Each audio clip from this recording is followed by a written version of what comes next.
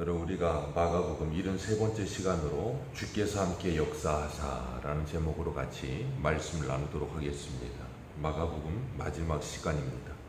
우리가 마가복음을 처음 시작할 때 마가복음 1장 1절이 하나님의 아들 예수 그리스도의 복음의 시작이라 그랬습니다. 하나님의 아들 예수 그리스도 복음의 시작이라. 예수 그리스도의 복음의 시작을 알리면서 마가복음이 끝이 예수님께서 십자가에 죽으시고 부활하셔서 제자들과 함께 40일을 함께 하시면서 말씀을 가르치신 사건이에요. 그리고 그 40일을 제자들과 함께 하시면서 말씀을 마치신 후에 그랬는데 그 말씀의 내용이 사도행전 1장 3절에 나옵니다. 그가 고난받으신 후에 또한 그들에게 확실한 많은 증거로 친히 살아계심을 나타내사 40일 동안 그들에게 보이시며 하나님의 나라의 일을 말씀하시니라. 예수님께서 부활하신 것을 그들에게 친히 보여주시고 40일 동안 하나님의 나라의 일을 말씀하셨다 그랬어요. 그리고 그것을 사도 바울은 고린도전서 15장 3절부터 8절에 더 자세히 서술합니다. 우리 고린도전서 15장을 한번 보겠습니다. 고린도전서 15장 3절입니다.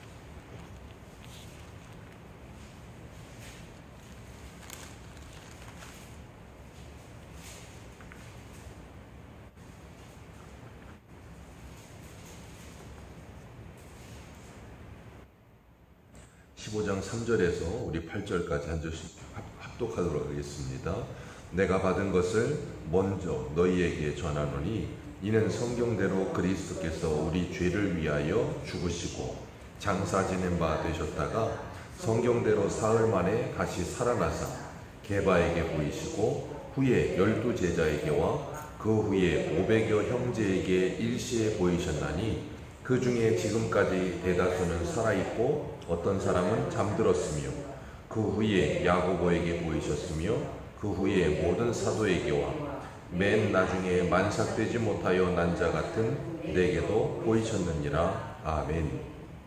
사도 바울은 고린도전서 15장에서 부활에 대해서 이야기하면서 예수님의 부활을 이렇게 말합니다. 성경대로 죽으시고 성경대로 사흘 만에 다시 살아나셨다. 하나님의 말씀대로 이 모든 일이 되어졌다라고 이야기하면서 500여 형제에게 일시에 그 모든 것이 보여졌다라고 말씀하고 있어요. 그리고 예수님께서 그들에게 부활하셨음을 보여주시면서 하나님의 나라의 일을 가르치시고 그 일을 다 마치신 후에 예수님께서는 승천하셨습니다. 그리고 승천하셔서 하나님 우편에 앉아 계세요.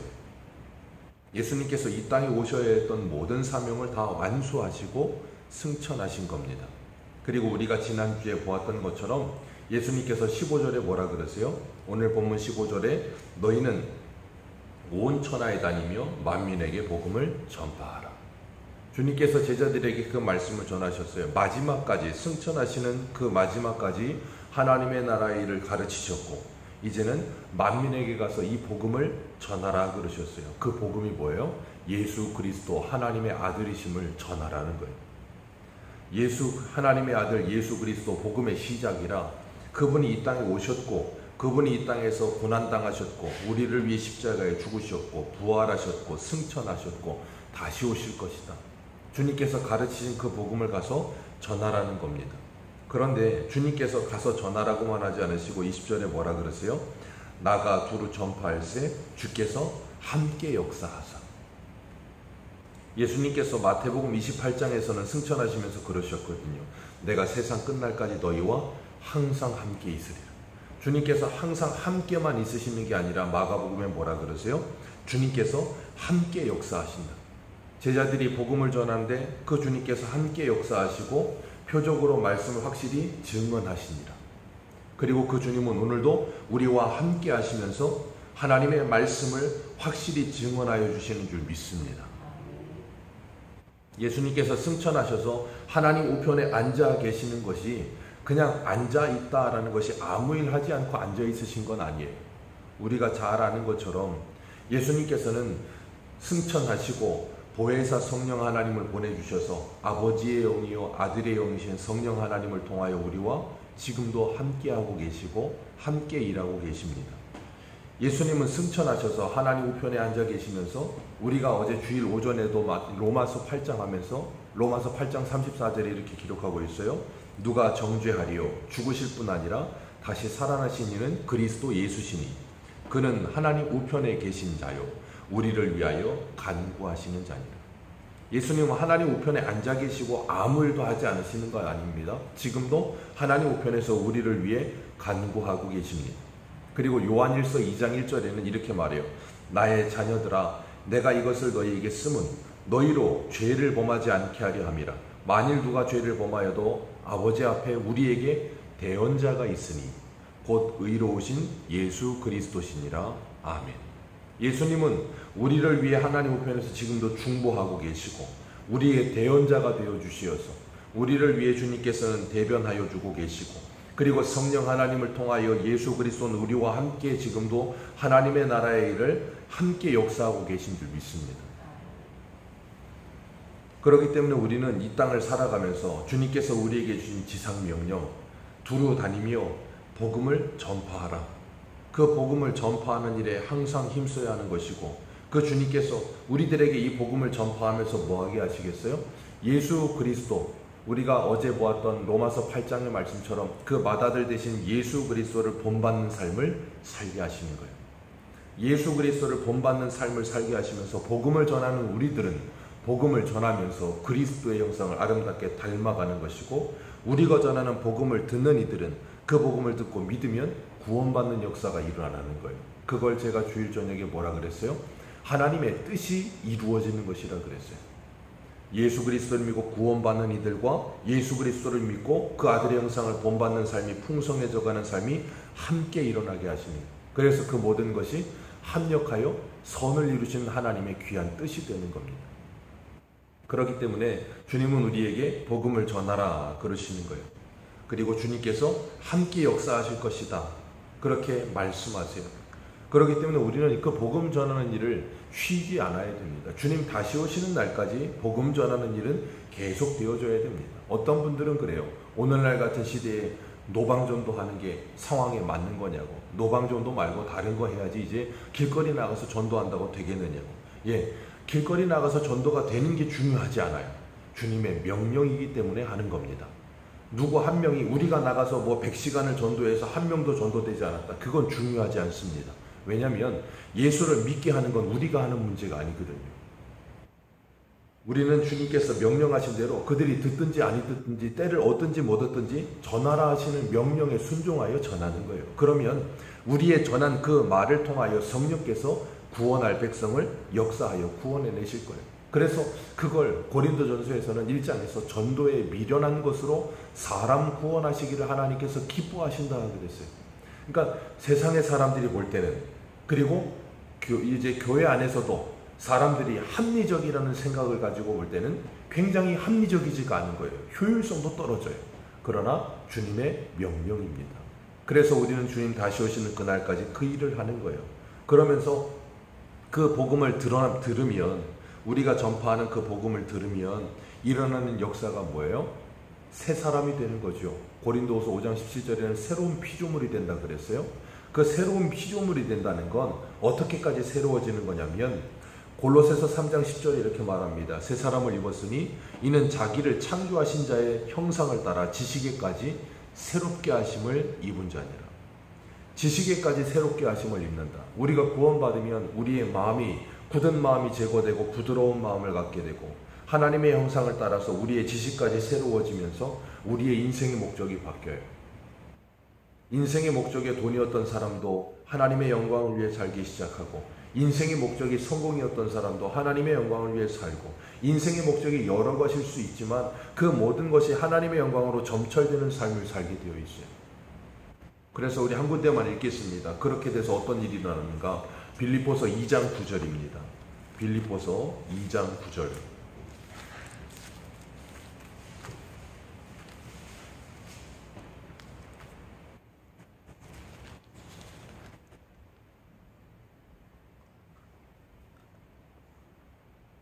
빌립보서 2장 9절입니다.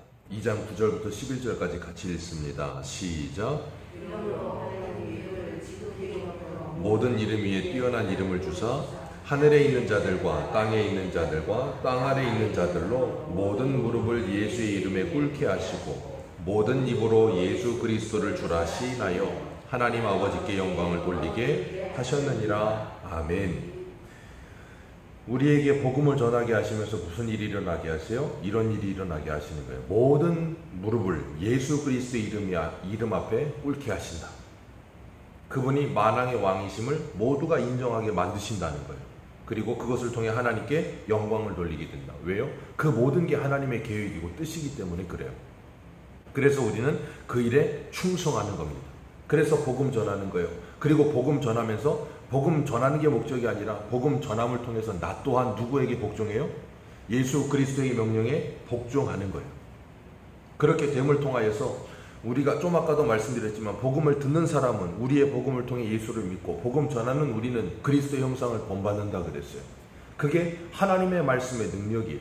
제가 예전에 출애굽기 할 때 모세가 이스라엘 백성들을 애굽에서 데리고 나와서 광야 생활을 할 때 하나님은 모세가 완전한 사람이기 때문에 하나님의 사명을 맡기신 게 아니라고 말씀을 드렸어요.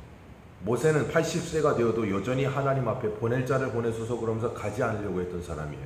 그리고 광야에서 살면서도 그들이 하나님께 그리고 모세에게 계속해서 반항하고 막 대거리하니까 나중에는 모세가 하나님께 불평을 하죠. 내가 이 백성을 낳은 거 아닌데 왜 나한테 이렇게 고생을 시키십니까? 나를 데려가십시오. 그러면서 하나님께 원망도 해요. 그 말은 뭐예요? 하나님께서 하나님의 택한 백성을 통하여 하나님의 백성들을 구원해내실 때 하나님은 이 백성만을 구원하시는 게 아니라 그 사명을 맡은 모세 또한 하나님의 사람으로 광야에서 연단하시고 그걸 통해서 모세와 이스라엘 백성들 모두의 구원이 아름답게 이루어지게 하신다라고 말씀을 드렸어요. 그게 바로 우리의 사명이기도 한 거예요. 그래서 주님은 제자들에게 복음을 전하라 그런 것이고 이 땅을 살아가고 있는 모든 그리스도인들은 이 복음 전하는 사명을 우리들의 사명으로 받아야 돼요. 어떤 분들은 그래요. 나는 복음 전하는 게 은사가 아니라고. 나는 전도하는 게 은사가 아니라고. 전도는 은사가 아니고 명령입니다. 그래서 그 전도는 누구든지 그냥 하는 거예요. 내가 잘해서 하는 것 아니고 못해서 안 하는 거 아닙니다. 그냥 내가 들은 이 복음을 전하는 거예요. 내가 아는 예수를 전하는 겁니다. 그리고 내가 만난 예수를 전하는 거예요. 우리는 전도를, 복음을 전하는 것을 굉장히 어렵게 생각해요. 근데 주님께서 우리에게 말씀하셨어요. 사도행전 1장 8절에 뭐라 그랬습니까? 오직 성령이 너에게 임하시면 너희가 권능을 받고 예루살렘과 온 유대와 사마리아와 땅끝까지 이르러 내 증인이 되리라. 여러분, 복음 전하는 건 증인으로서 우리가 본 것을 전하는 겁니다. 어려운 일 아니에요. 뭐 성경을 우리가 달달달 외워야 전도하는 거 아닙니다. 그냥 내가 만난 예수님을 전하는 거예요. 전도는 그겁니다. 내가 만난 예수님, 그리고 성경에서 말씀하시는 그 예수님을 전하는 거예요. 왜냐하면 내가 만난 예수님이 성경에 나오시는 예수님과 다른 예수님이 아니거든요. 그렇기 때문에 내가 만난 예수님을 전하면서 내가 듣고 읽고 알게 된 이 복음의 내용을 자세하게 천천히 전하는 거예요. 그것을 통하여서 하나님의 나라는 반드시 이루어지게 되는 줄로 믿습니다. 하나님께서 그 일을 하시는데 오늘 분명히 말씀하세요. 우리를 혼자 두지 않으시고 주께서 함께 역사하신다. 함께 역사하신다. 복음을 전하는 일도 함께 역사하시고 그 복음 전하는 일을 통해 내가 예수 그리스도를 닮아가는 일도 주님이 함께 역사하고 계십니다. 그렇기 때문에 오늘도 우리가 주님께서 우리에게 주신 이 사명 감당하면서 그 말씀이 확실히 증언되어지도록 주님께서 역사하실 때마다 우리가 하나님께 감사하는 거예요. 이 복음이 나에게서 다른 사람에게로 전달되어진다는 것이 놀라운 역사이기 때문에. 왜요? 복음을 믿으면 사람이 새로워져요. 그리고 나면 옆에 있던 사람들이 볼 때 저 사람은 정상이 아닌 사람처럼 보이는 거예요. 우리 한 군데만 마지막으로 읽습니다. 하박국 3장을 한 군데 보세요. 하박국 3장 17절. 복음이 들어간 사람에게 일어나는 변화입니다. 하박국 3장 17절.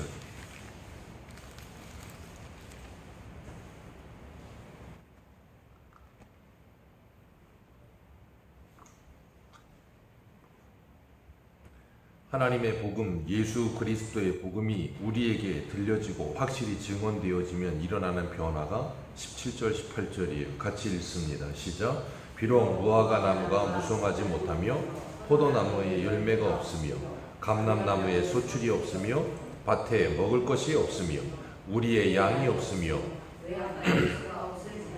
나는 여호와로 말미암아 즐거워하며 나의 구원의 하나님으로 말미암아 기뻐하리로다. 아멘. 이게 바로 주께서 함께 역사하심으로 하나님의 말씀이 확증되어진 사람의 변화예요. 그래서 이전에는 17절의 것들이 내게 있어야 기쁨이었는데 이제는 그것이 없어도 내게 하나님 한 분만으로 기뻐하는 삶을 살게 만들어 주시는 것이 복음의 능력이에요. 그 복음, 복된 소식, 우리에게 정말로 예수 그리스도가 복된 소식이 된다면 우리에게는 17절은 더 이상 복된 소식이 되지 않습니다. 왜요? 17절과는 비교도 되지 않을 복된 소식이 18절에 있기 때문인 거예요. 복음은 굿뉴스, 좋은 소식입니다. 예수 그리스도가 우리에게 좋은 소식이 되는 사람들은 17절이 우리에게 더 이상 좋은 소식은 아니에요. 그것이 있으면 좋고 없으면 안 좋지만 그것이 더 이상 내 인생을 전체를 흔들지 못하는 상태가 돼요. 그걸 바울은 로마서 8장 17절과 18절에 뭐라 그랬어요? 우리가 그리스도와 함께한 상속자면 그리스도와 함께 고난도 받나니 현재의 고난은 장차 우리에게 올 영광과 좋게 비교할 수 없도다. 이게 바로 복음의 능력이에요.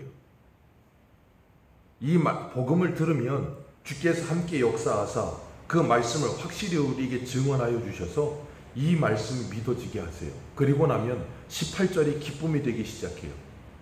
우리 새소망의 모든 성도님들에게 참된 기쁨은 18절의 기쁨이 참된 기쁨 되기를 주님의 이름으로 축복합니다. 그래서 바울은 말했어요. 항상 기뻐하라. 왜요? 우리는 17절의 기쁨 속에 있는 사람은 이것이 있으면 기쁘고 없으면 슬퍼요. 그런데 이제 복음이 들려지고 그 예수 그리스도 하나님의 아들이 내게 정말로 구주가 되시고 나의 왕이 되시고 나의 구원자 되신다는 것이 정말로 믿어지면 어떻게 했어요? 항상 기뻐할 수 있어요. 그분 때문에 기뻐할 수 있어요. 그 나라 때문에 기뻐할 수 있습니다. 그 복음의 능력을 내 안에 가지시고 그것이 정말 내게 기쁨이 되어서 다른 사람에게도 이 좋은 소식을 나누어 주고 싶은, 복음을 나누어 주고 싶은 하나님의 사람 되시기를 축복합니다. 우리는 내게 복음이 되지 않는데 다른 사람에게 전도한다? 불가능한 일이에요. 이 소식이 내게 복음이 돼야, 하나님의 아들 예수 그리스도 복음의 시작이 내게 정말로 시작이 돼야 다른 이들에게도 전할 수 있게 됩니다. 그 주님께서 우리와 함께 하셔서 이 말씀이 내게 복음 되게 하셔서 정말로 이 말씀이 확증되어 다른 이들에게 전해질 수 있도록 오늘도 함께 역사하시고 주님 다시 오시는 그날까지 역사하실 줄 믿습니다. 그 복음의 능력으로 승리하는 저와 여러분들 되시기를 축복합니다.